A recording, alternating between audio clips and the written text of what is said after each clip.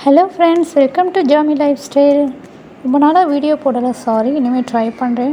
Daily video போடுறதுக்கு weekly 2 வீடியோஸாக போட try பண்ணுறேன். இன்றைக்கான வீடியோ என்னென்னு பார்த்தீங்கன்னா, தாளஞ்சிரா மீன் தான் கிடச்சிச்சு. அதை வச்சு நம்ம மீன் குழம்பு பண்ண போகிறோம். வாங்க பார்க்கலாம். ஒரு சட்டியில் வந்து ஆயில் விட்டுக்கலாம். ஒரு 3 டேபிள்ஸ் கிட்ட ஆயில் விட்டுக்கோங்க. எண்ணெய் நல்லா சூடாகட்டும்.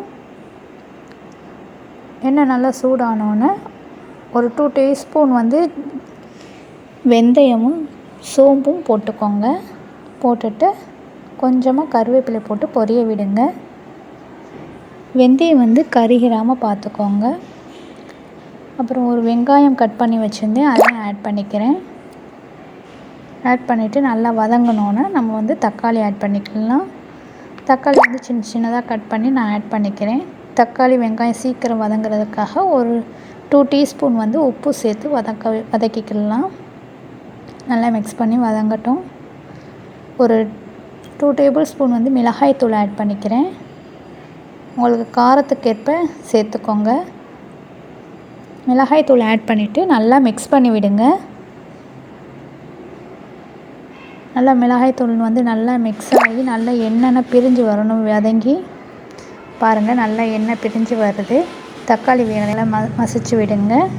தக்காளினா நல்லா மசிஞ்சு நல்லா எண்ணெய் பிரிஞ்சு வந்தோன்னே ஒரு சின்ன லெமன் சைஸில் புளி வந்து ஊற வச்சுருந்தேன், அதை வந்து புளிஞ்சிக்கலாம். புளி தண்ணி ஊற்றிக்கிட்டேன். புளி தண்ணி ஊற்றிட்டு நமக்கு குழம்புக்கு தேவையான தண்ணியும் ஊற்றிக்கிடலாம்.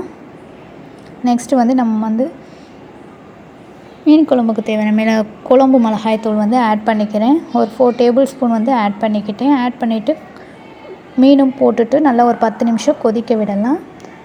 நல்லா கொதிக்குது பாருங்கள். கொதிச்சு வந்தோன்னே நம்ம வந்து சிம்மில் வந்து ஒரு 5 மினிட்ஸ் வச்சுக்கலாம்.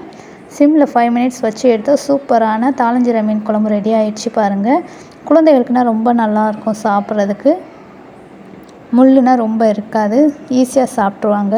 நல்லா டேஸ்ட்டாகவும் இருக்கும். கண்டிப்பாக ட்ரை பண்ணி பாருங்கள் கிடச்சிருந்துச்சுன்னா. யாருக்குன்னா இந்த தாளஞ்சிரா மீன் பிடிக்கும்னு சொல்லுங்கள்.